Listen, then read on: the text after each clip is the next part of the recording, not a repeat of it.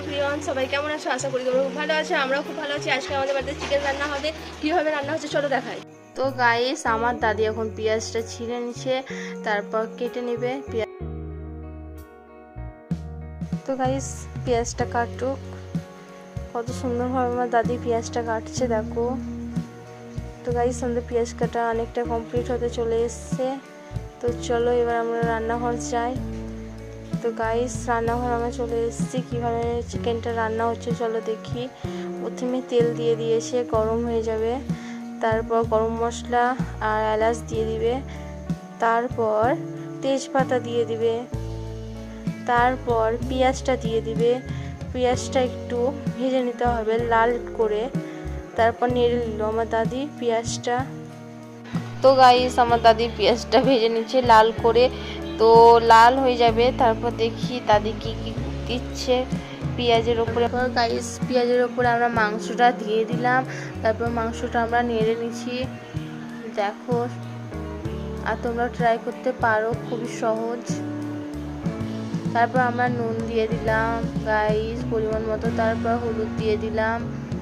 তারপর জিরে গুঁড়ো দিয়ে দিলাম। তারপর দিয়ে দিলাম লঙ্কা গুঁড়ো পরিমাণ মতো। তারপর মাংসটা এবার কষে নিতে হবে মশলার সঙ্গে। তো চলো বন্ধুরা, কীরকম ভাবে রান্নাটা হচ্ছে চলো দেখি আমরা। তারপর আমার বড় মশাই চলে এসছেন, আমরা একটু গল্প করছি, হাসাহাসি করছি, তোমরা দেখো গাইস। তারপর গাইস, মাংসটা ভালোভাবে কষে নিচ্ছে দেখো। খুব সুন্দরভাবে দাদি রান্নাটা করছে, দেখতেই ভালো লাগছে আমাকে। আর তোমাদেরকে কেমন লাগছে কমেন্টে জানাও কিন্তু বন্ধুরা। তো খুবই সুন্দরভাবে কষে নিল। তারপর ঢাকনাটা আবার দিয়ে দিবে 3 মিনিটের জন্য। তারপর আমার মা চলে এলো, একটা ছোট্ট ক্লিপ নিয়ে নিলাম। তারপর আবার ঢাকনাটা 3 মিনিট পর খুলে দিলাম। তারপর ভালোভাবে আবার কষে নিলাম মাংসটা। যখন মশলাগুলো মিক্স হয়ে যায় মাংসের ভিতরে ঢুকে খেতে ভালো লাগে, তার জন্য ভালোভাবে মিক্স করে নিল। তারপর দাদি আবার ঢাকনা দিয়ে দিল, 10 মিনিট পর আবার খুলবে।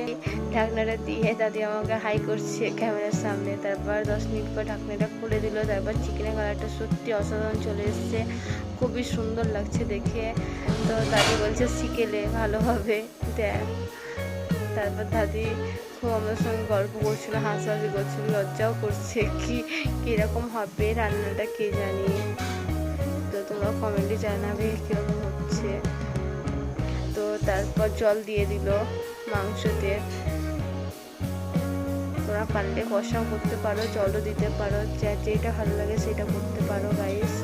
যেটা যারা খেতে পছন্দ করো সেরকম করতে পারো। তো সত্যি জল দেওয়ার পরে অসাধারণ লাগছে কালারটা। তো গাইস চলো দেখি কীরকম হচ্ছে রান্নাটা। তারপর মাংসতে আবার মিট মশলা দিয়ে দিল। তো দেখো গাইস, আর তোমরাও মিট মশলা দিতে পারো, খুবই সুন্দর লাগবে খেতে। তো দেখো আবার নেড়ে নেবে। তারপর দেখি কি করছে আমার দাদি। তারপর দেখছি আমার কিউট দাদি আর একবার ঢাকা দিয়ে দিল। তো আমার এধারে বর আর আমার ভাই, এদিকে আমার ফ্রেন্ড সবাই আমাদের গল্প করছিল। তারপর আমরা গল্প করতে করতে চিকেনটাও হয়ে গেল। আর এসে দাদি বেগুন ভাজছে গাইস, আর দাদি হাসছে। তারপর আমি বাটি নিয়ে চলে এলাম, চলো দেখি কীরকম খেতে। তারপর আমি চিকেনটা নিয়ে নিলাম। দাদি বলছে খেয়ে বল কীরকম হয়েছে। তো গাইস, আমি বাটিটা নিয়ে নিলাম। তো দেখি কীরকম খেতে। তো গাইস, চিকেনটা খুব সুন্দর রান্না হয়েছে আর কালারটা অনেক অসাধারণ হয়েছে। তোমরা পারলে তোমরা ট্রাই করতে পারো। তো গাইস, আমি খেয়ে দেখছি কীরকম হয়েছে। মাংসটা অনেক অসাধারণ হয়েছে। এটা আমাদের বিড়াল। তো গাইস, এটা আমার পাপাকে খুব আদর করছিল, তাই তোমাদের কিরকম গাইস আমাদের পোষে অনেক কিউট। আর কাদিকে বিড়াল ভালো লাগে, সবাই কমেন্টে জানাও। গাইস, আমাদের ব্লগটা এখানে শেষ। তো সবাই ভালো থাকো, সুস্থ থাকো। আবার নেক্সট ব্লগে আবার দেখা হবে। টাটা।